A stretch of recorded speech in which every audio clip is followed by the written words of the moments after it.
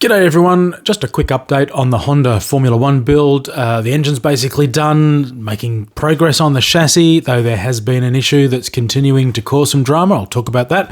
Plus at the end of the video, a brand new project I've started that's pretty much the opposite of a Formula One car.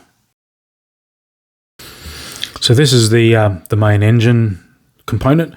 The fuel lines, which are the white cabling here, and the ignition leads are all provided in the kit. They don't really go into realistic fuel fittings or anything like that. So there's actually quite a lot of inaccuracy in the kit. The exhausts are going to just sort of glue into the middle of the V here to hide basically the zero detail in the middle. The trumpets are the chrome plating from the kit. I've just put some wash down the middle of them to sort of give them a little bit of depth.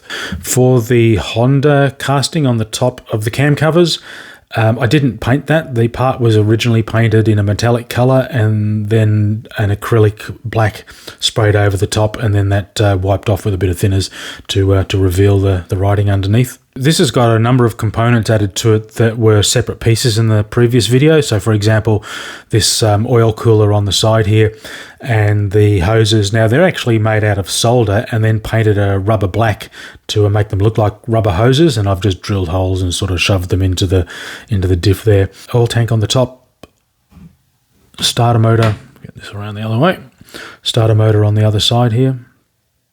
And the drive shafts obviously will feed into the side of the transmission casing. A few bolt heads and things picked out. So as I said, a bit inaccurate, quite a number of parts missing, but hopefully it'll all look okay when it's been added into the model. This piece at the back here is going to, the seam line will be hidden when the exhausts go over. That's an exhaust mount on the top. On the chassis side of things, there's been a bit of a screw-up because the monocoque is out of square. One of the sides sits a little further forward than the other, which also means the bulkheads are not square either. Each of the chassis sides was made up of an inner and an outer skin, and I think it was the ill fitment between these skins that's led to the issue. Regardless, I didn't notice it until it was too late, and it's had and will continue to have an influence on the rest of the build.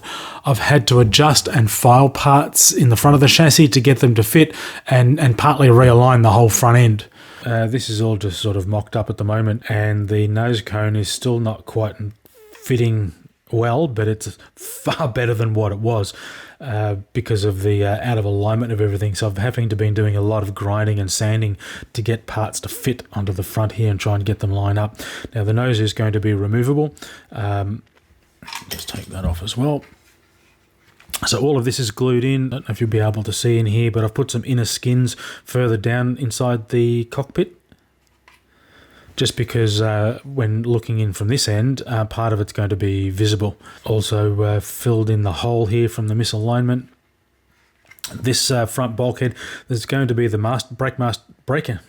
brake and clutch master cylinders go in here, and I thought I'd be smart and put all of this together to paint it all as one unit. But then I've realised getting the master cylinders in here is going to be a bit of a challenge. So stand by for that.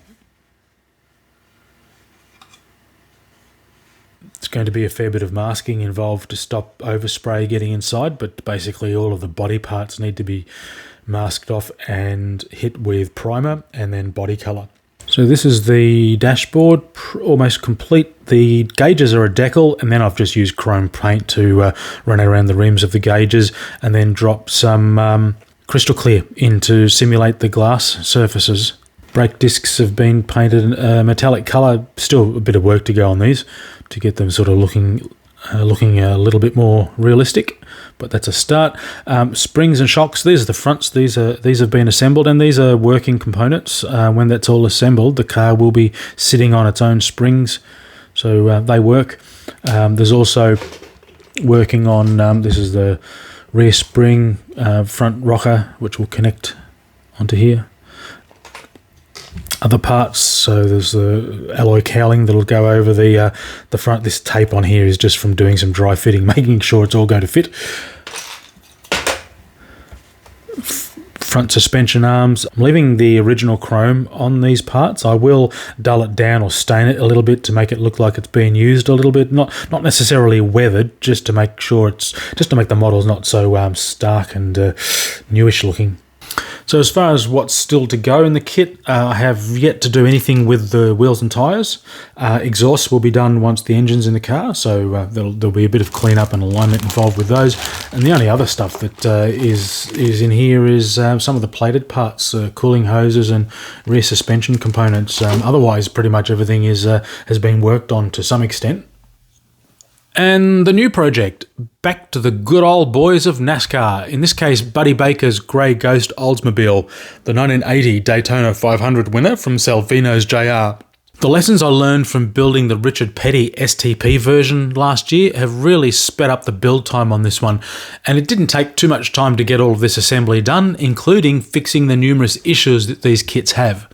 I won't go into all the ins and outs of that here because I'll do a full build video once this thing's done. But like the Honda, it's almost ready to start on the paint. So there you go. Any questions? Throw a comment below. Otherwise, till next time, cheers.